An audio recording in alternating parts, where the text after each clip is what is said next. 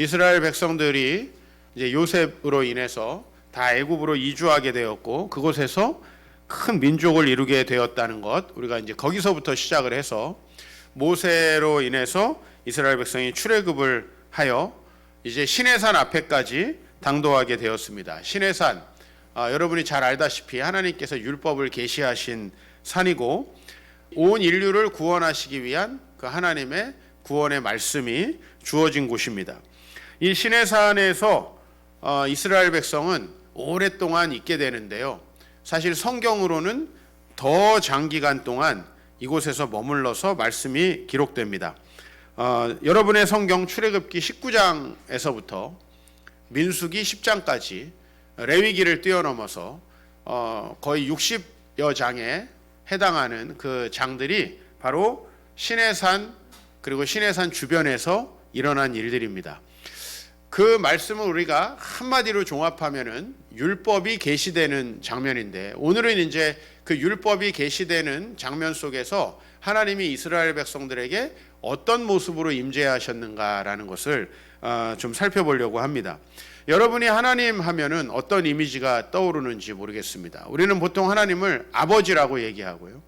교회에 또 우리가 종교적인 시설에 가면은 그곳에 아주 인자하신 우리 주님께서 이렇게 양을 폭 안고 계시는 그런 모습, 우리가 그런 모습으로 또 우리의 주님을 상상하기도 합니다.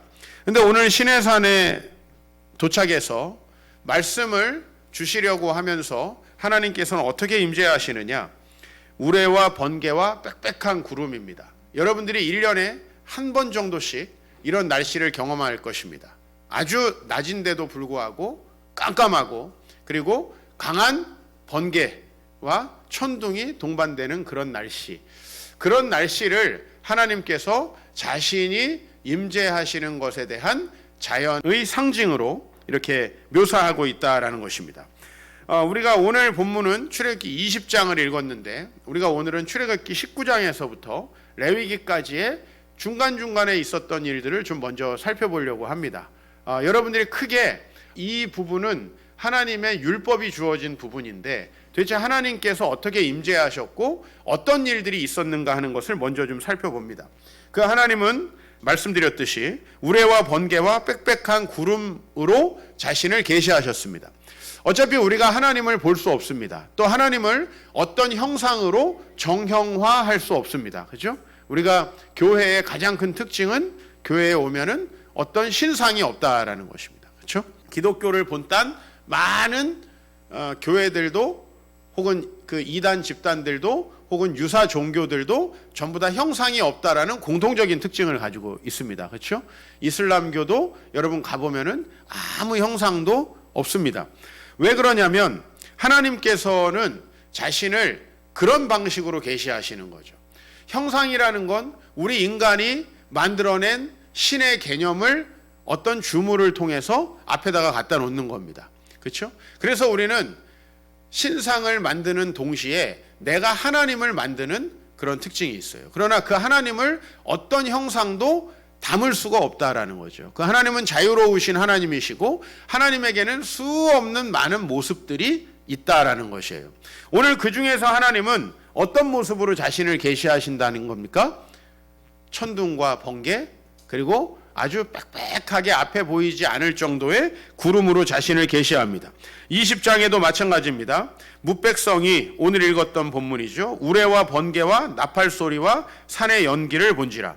바로 나팔 소리는 이스라엘 백성들이 부는 것이니까 그 나머지는 똑같습니다. 우레와 번개와 구름, 연기, 그죠? 오늘 여기 산의 연기, 구름, 이런 것들이 결국은 하나님을 계시하는 특징이라는 것입니다.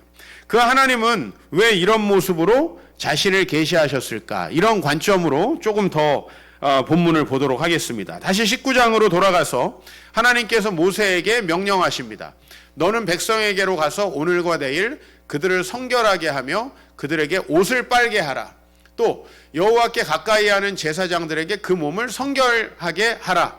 또 이 말씀에서 오늘 우리가 인용을 하지 않았지만은 이스라엘 백성들에게 모든 부부 생활에 대해서도 금지하도록 명령하셨습니다. 왜 하나님께서 자신을 이렇게 드러내고 계시는 걸까라는 것을 여러분이 좀 이해하셔야 됩니다. 여러분이 이를테면은 누군가를 만나서 이야기를 할 때 여러분의 모습으로 최대한 그 사람에게 메시지를 주려고 하죠. 여러분이 면접하러 갈 때 어떻게 갑니까? 최대한 깔끔하게 하고 가죠. 그죠? 여러분이 소개팅을 하러 갈 때 어떻게 갑니까? 양복 입고 막 이렇게 갑니까? 그래서 그러지 않죠. 그죠? 조금 더 다른 어떤 여러분의 매력적인 모습으로. 자, 여러분이 오늘 여러분의 자녀를 혼내야 되는 상황에 처했습니다. 여러분 어떤 표정으로 나아가십니까? 우리가 누군가에게 나아가는 그 모습 자체는 어떤 의도를 가지고 있습니다. 하나님께서 우리 이 백성들에게 자신의 말씀을 선포하실 때에 이 모습이 바로 이렇게 한껏 엄청난 두려움을 우리에게 주는 모습을 가지고 계신다는 사실을 여러분이 잘 보십시오. 그러면서 이제 정말 우리에게 섬뜩한 말씀들은 지금서부터 나옵니다. 출애굽기 19장 12절 13절 같이 읽겠습니다. 너는 백성을 위하여 주위의 경계를 정하고 이르기를 너희는 삼가 산에 오르거나 그 경계를 침범하지 말지니 산을 침범하는 자는 반드시 죽임을 당할 것이라. 그런 자에게는 손을 대지 말로 돌로 쳐 죽이거나 화살로 쏘아 죽여야 하리니 짐승이나 사람을 막론하고 살아남지 못하리라. 자, 이런 모습입니다. 하나님께서 이제 여기 산에 내가 임재하고 있다는 것을 한껏 보여주신 다음에 이곳에 함부로 가까이 오면 가만두지 않겠다, 죽는다라고 이렇게 말씀하십니다. 낯설죠? 이런 모습 우리가 평소에 잘 생각하지 않습니다. 근데 하나님께서는 그렇게 하겠다는 겁니다. 21절에 보면은 내려가서 백성을 경고하라.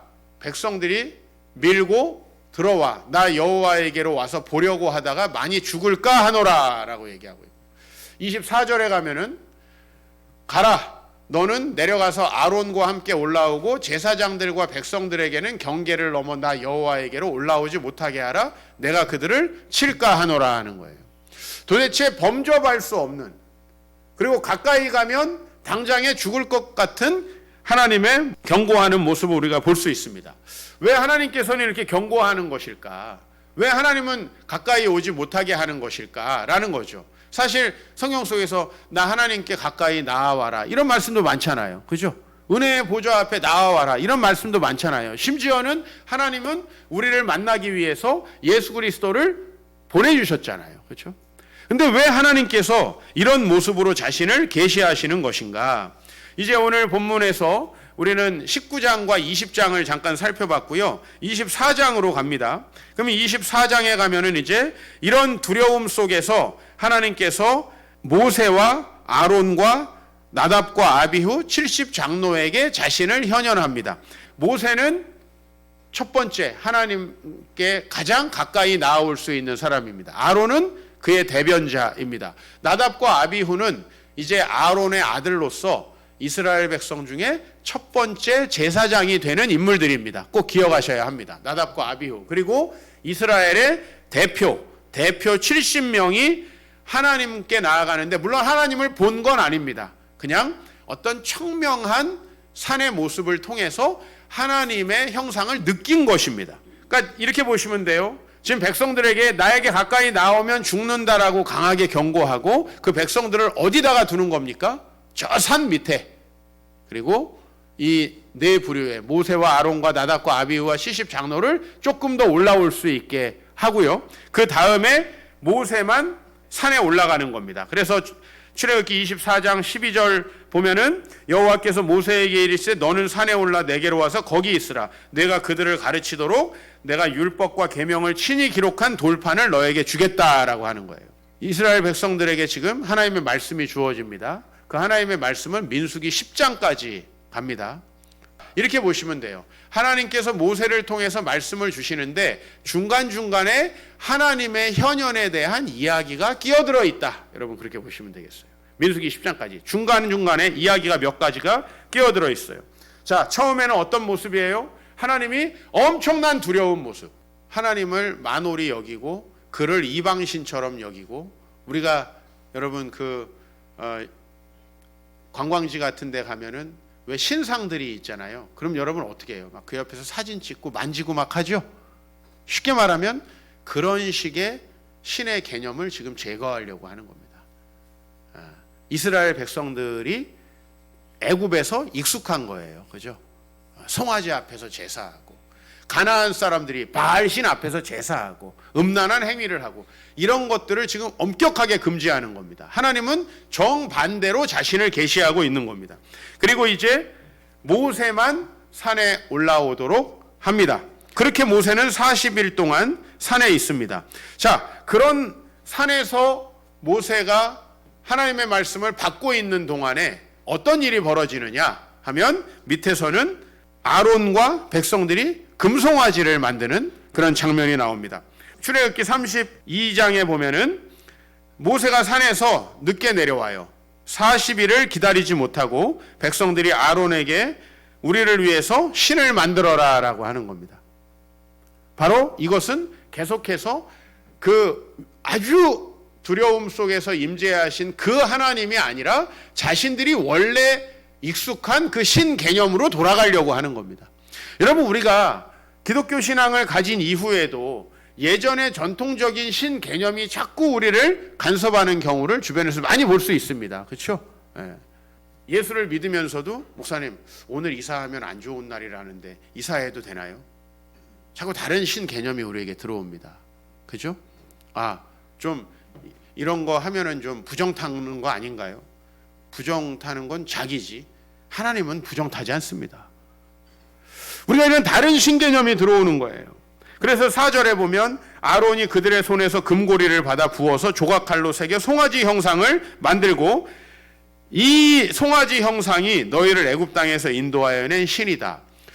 자, 여러분, 이거는 송아지가 하나님이라는 얘기예요? 우상이라는 얘기예요? 이거 해석하기 나름입니다. 송아지를 만들고 뭐라고 합니까? 이건 애굽의 신이다 이렇게 얘기 안 하죠. 우리를 인도한 신이다 라고 얘기하는 겁니다. 즉 아까 전에 아주 두려움 속에 임재해서 말씀을 주시고 있는 그 하나님의 개념이 이스라엘 백성들에게 익숙하지 않은 겁니다. 이스라엘 백성들에게 있어서의 종교, 그리고 지금 세상 사람들이 생각하는 종교는 뭡니까? 그냥 마음이 좀 힘들면 가가지고 위로받고, 내가 어떤 소원이 있으면은 좀 돈 좀 내고 빌어가지고 소원이 이루어지고 그런 거죠. 그죠? 그런 신 개념을 고대 근동 사람들도 그대로 갖고 있었고 이스라엘 백성들도 애굽에서 그것을 많이 배웠습니다. 심지어는 그렇게 해서 애굽 사람들은 잘 사는 것처럼 보였어요. 하나님은 지금 전혀 다른 방식으로 자신을 계시하셨습니다. 형상을 절대 만들지 말라고 하셨습니다. 그런데 이스라엘 백성들은 그렇게 아까 전에 가까이 하면 죽는다, 너희들 맘대로 하면 죽는다라는 경고를 듣고도 두 신을 짬뽕 시켰습니다. 신의 형상은 있고 그 신이 우리를 애굽에서 인도하여 낸 하나님입니다. 이걸 기독교 신앙이라고 하기도 그렇고 아니라고 하기에는 유사성이 있는 그런 신앙을 가지고 있습니다. 어떤 일이 벌어졌습니까? 32장 27절 보면 이스라엘의 하나님 여호와께서 이렇게 말씀하셨다. 너희는 각각 허리에 칼을 차고 진 이문에서 저문까지 왕래하며 각 사람이 그 형제를, 각 사람이 자기 친구를, 각 사람이 자기 이웃을 죽이라. 누가 명령하신 거예요? 하나님이 명령하신 거예요. 죽이라. 레위 자손이 모세의 말대로 몇 명을 죽였어요? 3,000명을 죽였어요. 여러분, 저도 이런 설교 잘 하고 싶지 않습니다. 굉장히 은혜 안 됩니다. 하나님이 굉장히 두려움 속에 나타나셔가지고 말씀을 주시다가 송아지 만들었다고 3,000명 죽이고, 여기 만약에 불신자들이 있다 그러면 야, 이런 걸 어떻게 믿냐, 이런 하나님 진짜 무식하다 라고 우리는 생각하기 십상입니다. 그러나 하나님이 분명히 이 일을 하셨습니다.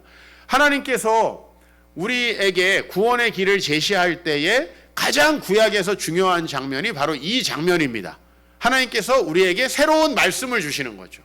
새로운 계명을 주시는 거죠. 새로운 삶의 길을 주시는데, 그 삶의 길을 주실 때 처음에는 정말 강력한 경고, 가까이 오기만 하면 죽을 줄 알아라, 강력한 경고를 주시고, 두 번째 진짜 그 하나님을 기다리지 못하고 우상을 새긴 자들을 3,000명 죽였습니다.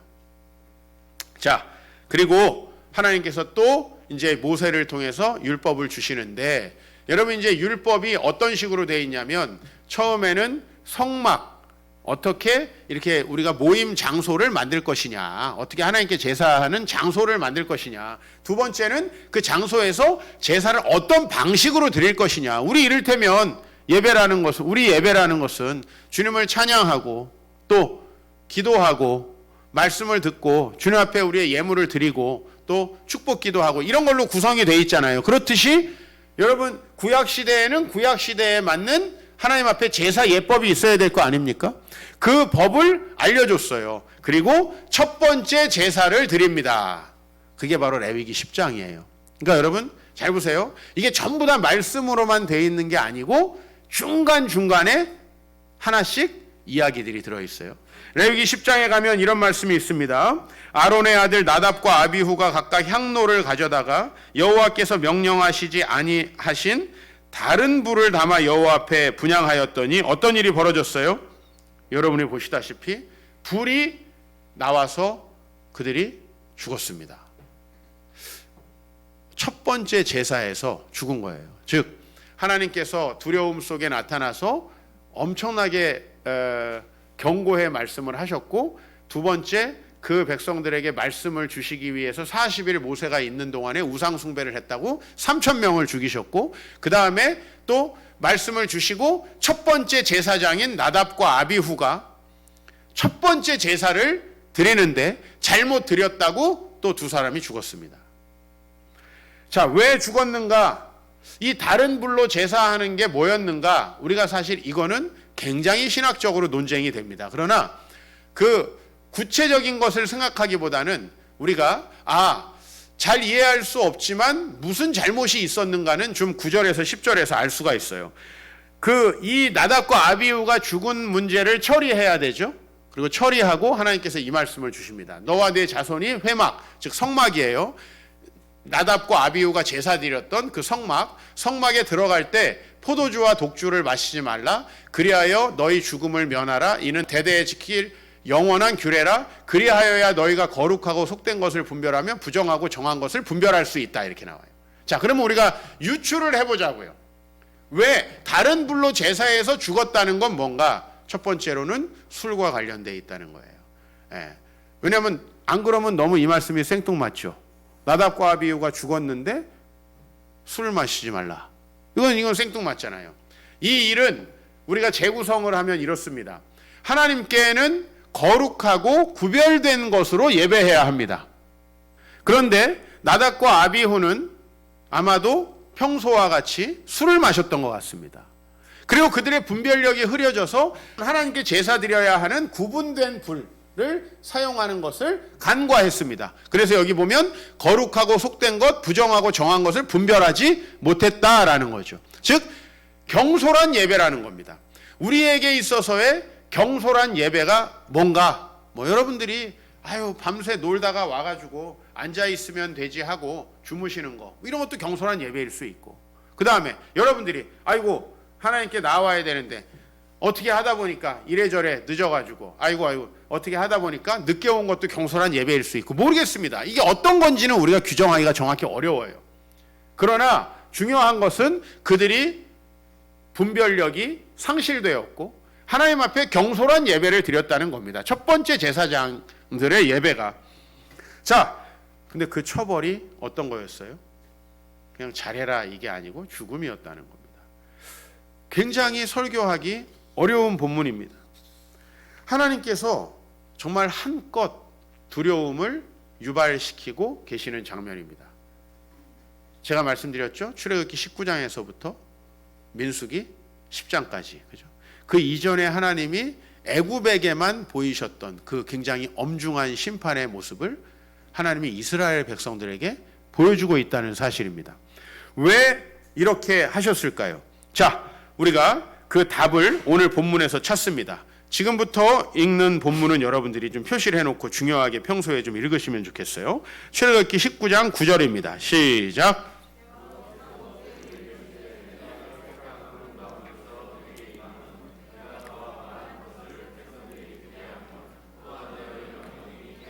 자, 오늘 하나님께서 왜 이렇게 빽빽한 구름 가운데에서 공포스럽게 임했냐면 내가 모세와 말하는 것을 백성들이 듣게 하겠다. 자, 여기서 듣는다는 것은 단순히 귀로 듣는다는 것을 얘기하는 게 아니죠. 여러분들 평소에 우리 아내분들이 많이 저에게 불평하는 게 있습니다. 우리 남편은 내가 하는 얘기를 안 듣는 것 같아요. 그죠? 이런 거 많이 경험하시죠? 그러면서 분명히 듣긴 듣거든요. 그죠? 들어요. 기억을 못 해요. 왜요? 신경 안 쓰는 거예요. 오늘 여기 지금 하나님께서 왜 이렇게 두렵게 임하시냐면 오늘 이 말씀은 내가 혹시 안 듣는다 할지라도 생명까지 위협이 있지는 않은 약간의 고통이 따르는 그런 게 아니라는 거예요. 오늘 여기 하나님께서 왜 이렇게 두렵게 임하시냐면 내가 너와 말하는 것, 즉 하나님께서 모세에게 주시는 말씀을 백성들이 듣게 하고 그리고 그게 모세가 한 말이 아니라 하나님이 주신 말씀이라는 것을 기억하라는 겁니다. 그렇죠? 두 번째, 출애굽기 20장 말씀 읽어봅니다. 시작. 모세에게 이르되 당신이 우리에게 말씀하소서 우리가 들으리이다. 하나님이 우리에게 말씀하시지 말게 하소서 우리가 죽을까 하나이다. 왜? 빽빽한 구름 가운데서 우레와 번개로 임하시니까 이스라엘 백성이 이제 정말 한껏 두려워하는 마음으로 우리가 죽을까 하니까 모세 당신이 말만 해도 우리 듣겠다 이거죠. 하나님 직접 저에게 말씀하지 마시고 그냥 목사님이 얘기하면 들을게요. 뭐 이런 얘기예요. 그냥 좋은 말로 하세요. 들을게요. 그러면서 20절에 뭐라고 그러냐면 모세가 백성에게 이르되 같이 읽습니다. 시작. 두려워하지 말라. 하나님이 임하심은 너희를 시험하고 너희를 경외하여 범죄하지 않게 하려 하심이니라. 이게 되게 웃기죠. 지금 분위기는 거의 공포스러워서 죽을 수밖에 없는 분위기인데 두려워하지 말라고 모세는 얘기합니다. 왜 그렇죠? 자, 여기에서부터 굉장히 중요한 교훈을 우리가 얻을 수가 있어요. 왜 하나님은 지금 이렇게 하는가라는 거예요. 저도 우리 아이들한테 정말 경고성의 발언을 할 때가 있습니다. 그럴 때는 정말 아마 오금이 저릴 거예요. 이러다 죽을 수도 있겠다. 그런 공포심을 우리 자녀들이 분명히 느낄 겁니다.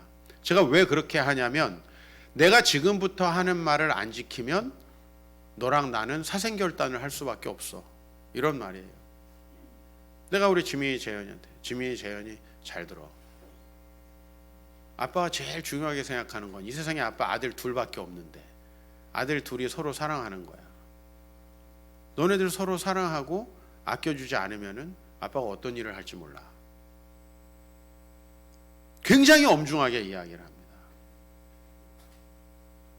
왜 이렇게 얘기하냐면 그 이야기를 듣지 않으면 자녀들은 결국은 하나님 앞에서 온전한 삶을 살고 복을 얻을 수 없기 때문에 그렇죠.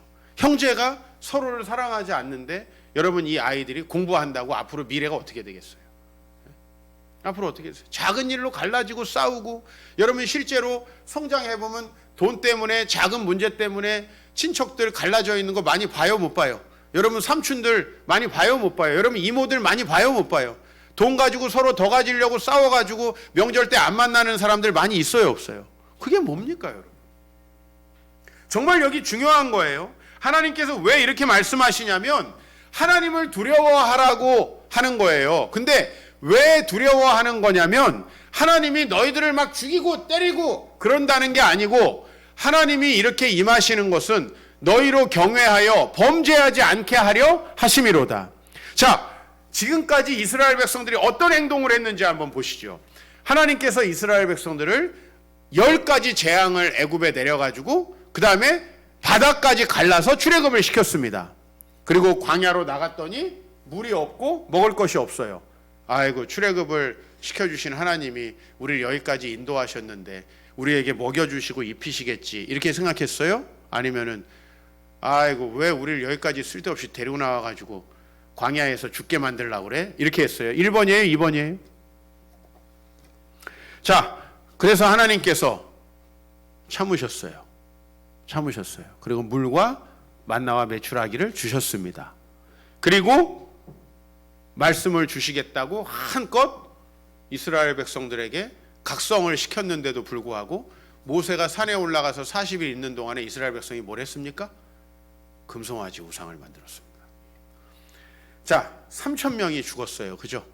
여러분, 3,000명이 죽었으니 이제 하나님 앞에서 오금도 못 펴고 말씀을 잘 들을 것 같지만 첫 번째 제사장인 나답과 아비후가 술을 마시고 경솔하게 예배드립니다.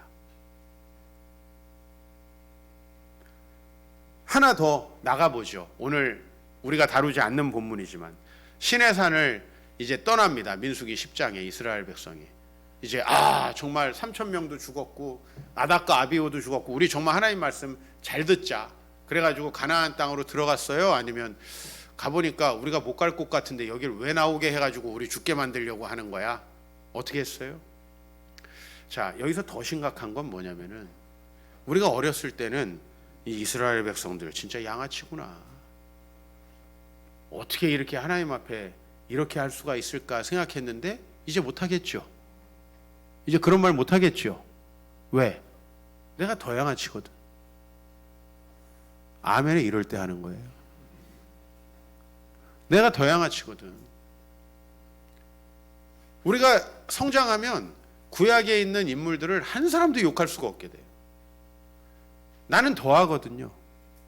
어떻게 그럴 수가 있을까? 출애굽의 놀라운 역사를 보고 어떻게 그럴 수가 있을까? 우린 공동체에서 얼마든지 확인합니다.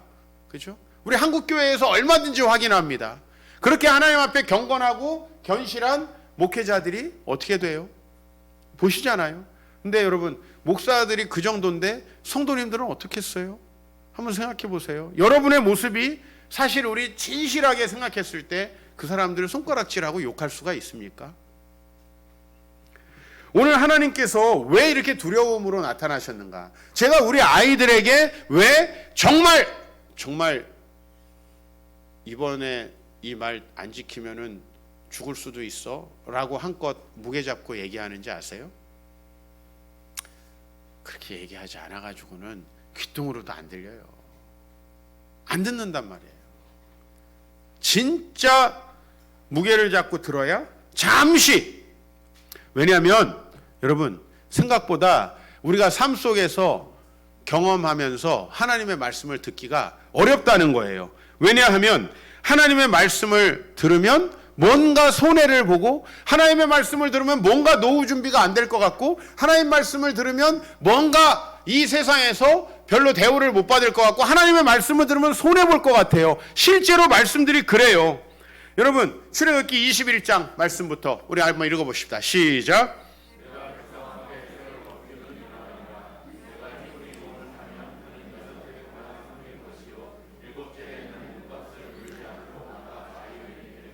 내가 동족 중에서 경제적으로 어려운 사람들이 이제 돈을 못 갚으니까 종이 된 거예요. 자, 이렇게 종이 되면요, 그 주변에 있는 고대 근동 사람들은 평생 종이었어요. 근데 여러분들이 하나님의 말씀을 들으면 그도 하나님의 형상이고 그도 자유인이기 때문에 존중하면서 그에게 일을 시키고 그 다음에 6년이 지나면은 내보내줘야 돼요. 그러면 할 수 있을 것 같아요? 실제로 이런 상황이 벌어지면 할 수 있을 것 같냐고요. 굉장히 실제로는 어려운 겁니다. 왜냐하면 하나님의 말씀은 진공 상태에서 듣는 게 아니에요. 아주 구체적으로 내가 하나님의 말씀을 지키면 손해볼 것 같은 상황이 펼쳐지는 거예요. 나도 어렸을 때 하나님께서 나를 목회자로 부르셨다는 걸 알았을 때는 그게 하나도 부담스럽지 않았어요. 근데 대학에 들어가서 실제로 내가 우리 선배들이, 우리 동료들이 대학 졸업하면 이런 일 하는구나, 대학 졸업해서 이렇게 돈을 버는구나, 이렇게 사회에서 성공하는구나, 그거하고 내가 가질 직업을 딱 비교해 보니까 너무나 손해가 되는 것 같았죠. 그럼 순종하기 어려운 거예요. 하나님이 되게 두려운 분인 줄 알았는데 하나님 별거 아니에요. 왜? 내 앞에 있는 문제가 훨씬 더 심각해요. 여러분, 이걸 할 수 있겠느냐는 거예요. 두 번째, 22장 말씀을 읽어봅시다. 시작.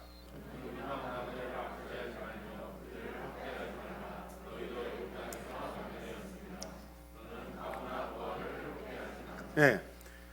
여러분들은 이방 나그네 잘 만나지도 않으니까 학대할 일이 없겠죠. 근데 여러분, 이방 나그네들은 대체로 종을 삼거나 아주 하대하는 것이 일반적인 풍습입니다. 과부나 고아는요, 돌봐줘요. 과부는 성적 놀이개 취급하고 고아는 노예로 잡는 것이 그 당시의 보편적인 문화입니다. 왜? 그것이 그들의 쾌락과 그들의 물질적인 수입을 증대시켜주기 때문이죠. 그런데 오늘 말씀에서 이방 나그네 압제하지 말라는 겁니다. 페이스북을 보면 아주 쉽게 우리나라에 들어와 있는 수많은 노동자들이 당하는 부당한 어려운 일들을 우리가 접할 수가 있습니다. 예전에 저하고 또 동역하던 내 후배 목사님은 그런 사역을 했습니다. 외국인 노동자들 사역을 했습니다. 주 사역이 뭐냐면 억울한 일 당했을 때 해결해 주러 다니는 거예요. 거의 뭐 전도사가 아니라 해결사야. 해결사. 사장들 찾아다니고 병원 찾아다니고 해결할 수 없는 문제. 의료보험도 잘 안 되고 그러니까. 또 불법 체류하다가 어려움 당하고. 그죠? 한국에 결혼하러 들어왔다가 폭행당하고 어려움 당하고. 여러분 실제로 고아와 과부를 해롭게 하지 않는다는 것은 굉장한 손해가 되는 일이에요. 이 일을 할 수 있겠느냐는 거예요. 그 다음 말씀 보겠습니다. 23장 시작.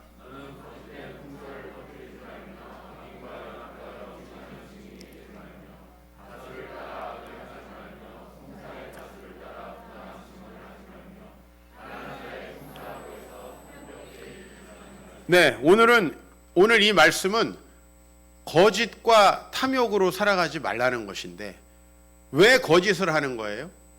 사람은 잘 보시면 거짓을 말해야 유익되는 게 있기 때문이에요. 이 세상은 그런 거예요. 여러분들이 거짓을 말해야 유익되는 그런 포인트들이 굉장히 많다는 겁니다. 그래서 위증하게 되고 거짓된 것을 말하게 되고 다수를 쫓게 되는 거죠. 부자를 더 두둔하게 되는 거죠. 왜요? 그렇게 해야 나에게 유익이 되는 포인트가 너무나 많은 거예요, 우리의 삶에. 그런데도 불구하고 이 말씀을 지킬 수 있느냐? 지금 하나님 묻고 있는 거예요. 이스라엘 백성들은 이 말씀이 지금 주어지고 있는 동안에 너무나 두렵고 떨리는 마음으로 하나님의 말씀을 들은 것 같았지만 이 말씀을 가지고 내려오기도 전에 뭐 하고 있어요? 내려오기도 전에 우상숭배를 하고 있어요. 우상숭배라는 건 편하게 만들어진 나의 종교예요.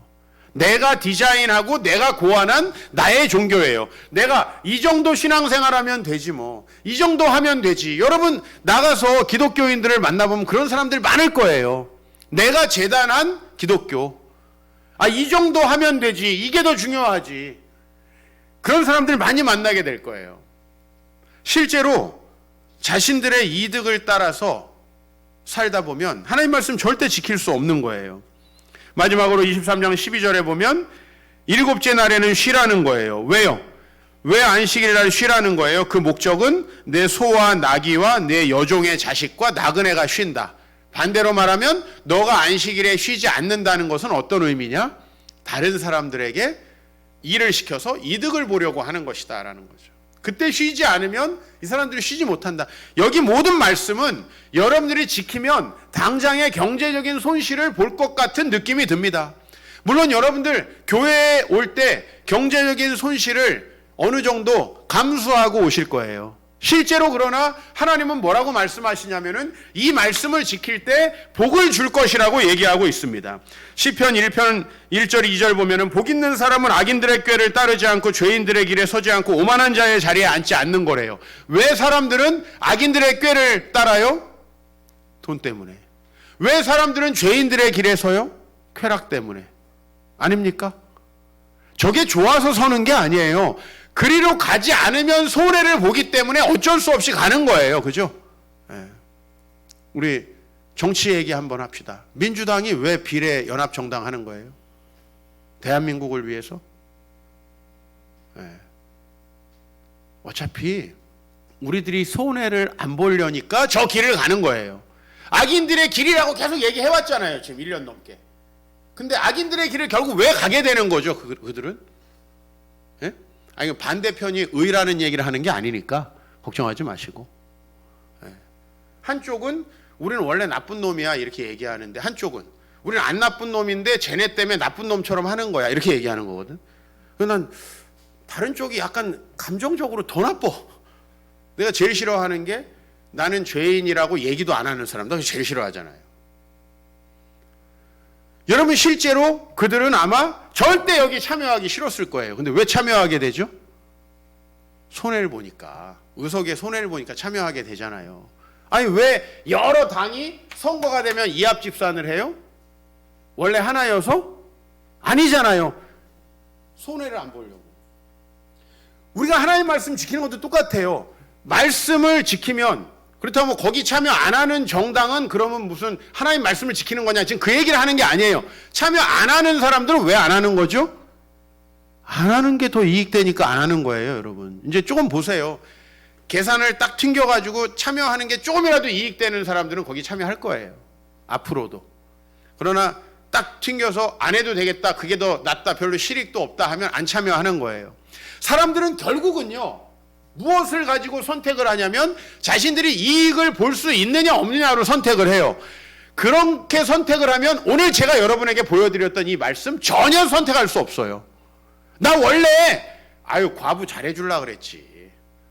나 원래 고아 학대하지 않으려고 했지. 나 원래 거짓된 위증하고 싶지 않았고, 나 그런 데 참여하고 싶고 죄인의 길에 서고 싶지 않았어. 원래 그게 내 마음이야. 너 알잖아. 근데 결론은 뭐예요? 참여하죠.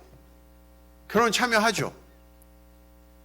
이걸 뭐라고 성경에서 얘기하냐면 하나님을 경외하지 않는 것이라고 얘기합니다. 뭐가 더 두려운 거죠? 내가 지금 당장 볼 손해가 하나님께서 나에게 주시는 두려움보다 더 큰 거예요. 그래서 하나님이 애시당초 엄청나게 두렵게 우리에게 말씀하신 거예요. 안 지키면은 너희 전부 다 죽는다. 이거는 저주받아가지고 줄초상 난다는 얘기를 하는 게 아니에요.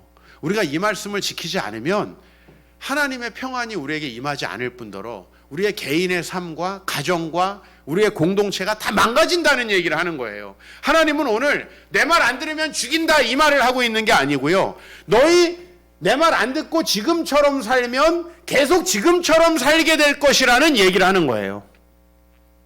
하나님 그 말씀을 하고 있는 거예요. 근데 이 이스라엘 백성이 바뀌어야 되잖아요. 바뀌어야 되니까 이런 어마어마한 두려움으로 나타나는 거예요. 복 있는 사람은 이렇게 자신들의 이익을 따라서 때로는 어쩔 수 없이 악인들의 꾀를 따르고 죄인들의 길에 서고 오만한 자의 자리에 앉지 않는다는 거예요. 여호와의 율법을 즐거워하며 그 율법을 묵상한다는 거예요. 자, 여기에서 기독교에 놀라운 힘이 있어요. 기독교에는 기적이라는 게 존재해요. 하나님의 특별한 섭리라는 게 존재하는 거예요. 여러분 그걸 못 믿으면 결국은 주판을 튕겨가지고 계산해서 하게 돼 있어요. 심지어는 헌금도 계산해서 하게 돼 있어요. 나도 인간이기 때문에 다 알아요. 똑같아요. 계산해서 할 수밖에 없어요.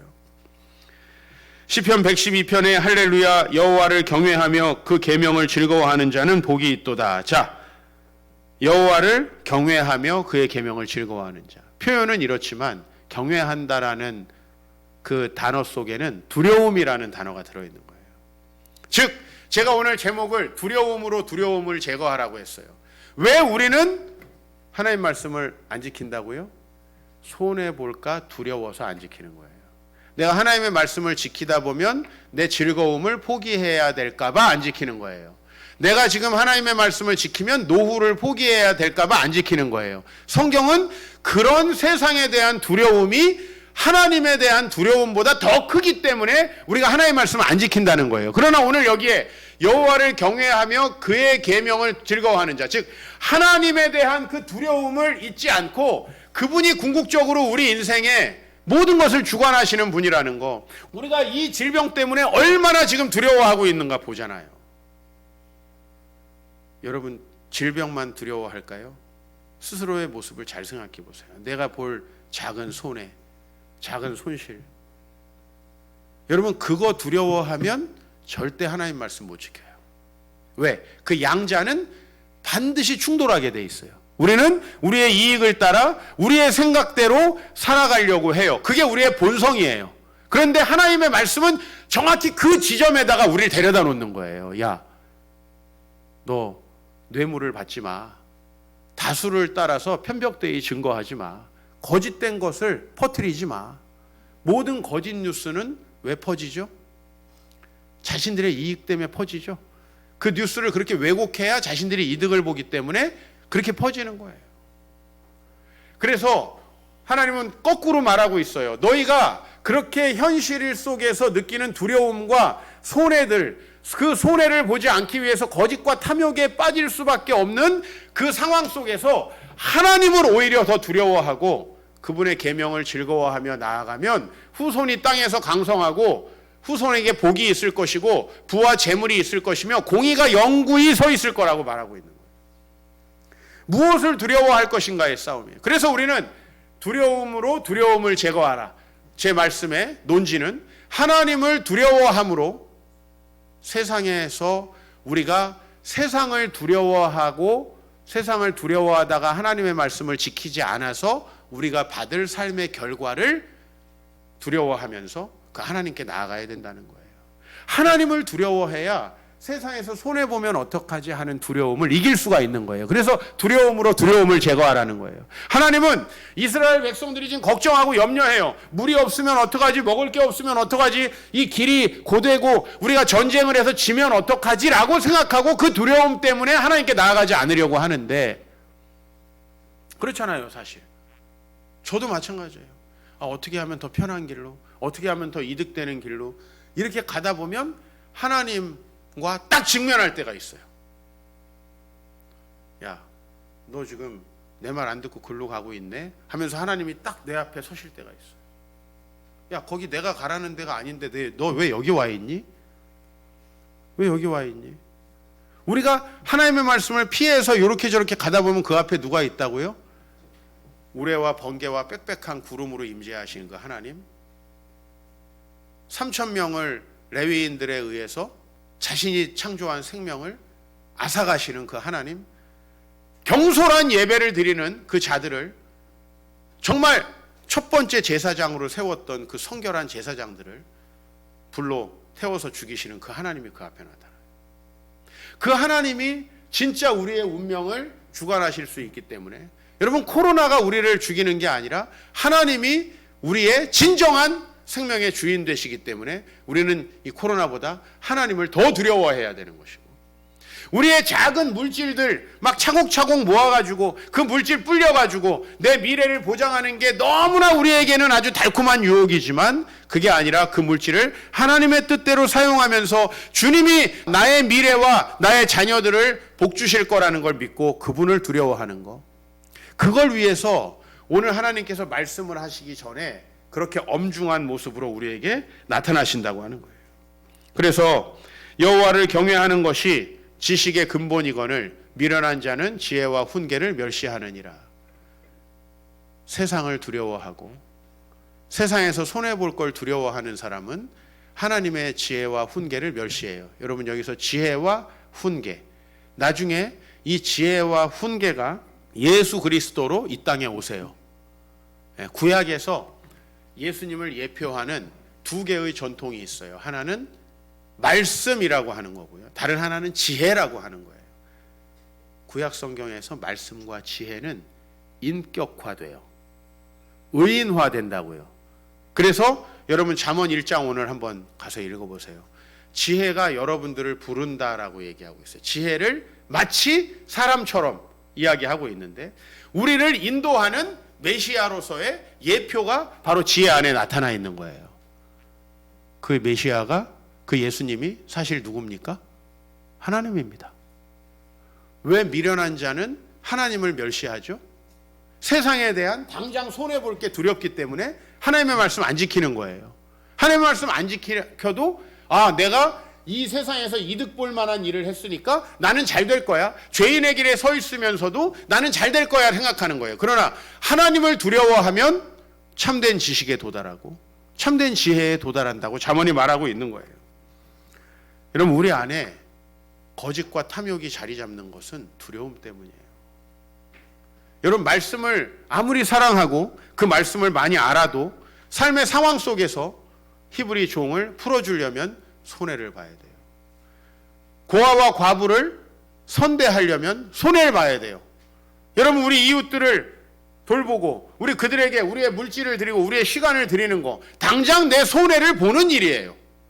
그러나 하나님은 그렇게 했을 때에 복을 주신다고 얘기하고 있어요. 나에게 좀 손해가 되더라도 거짓된 말하면 안 된다는 거예요. 그렇게 말하면 다 혼란스럽고 고통을 당한다는 거예요. 그러나 하나님의 말씀대로 다수를 따라 편벽되이 말하지 않을 수 있어야 한다는 거예요. 여러분, 하나님의 말씀을 지킨다는 건 생각보다 그래서 어려운 일이에요. 그래서 하나님은 자신이 이 말씀하시는 하나님이 저 하늘에서 우리를 통치하시는 그 하나님이 얼마나 높으시고 위대하시고 때로는 무섭고 두려운 분인지 우리에게 보여주고 있는 거예요. 그러나 모세가 얘기하죠. 하나님을 두려워하지 말라고. 왜요?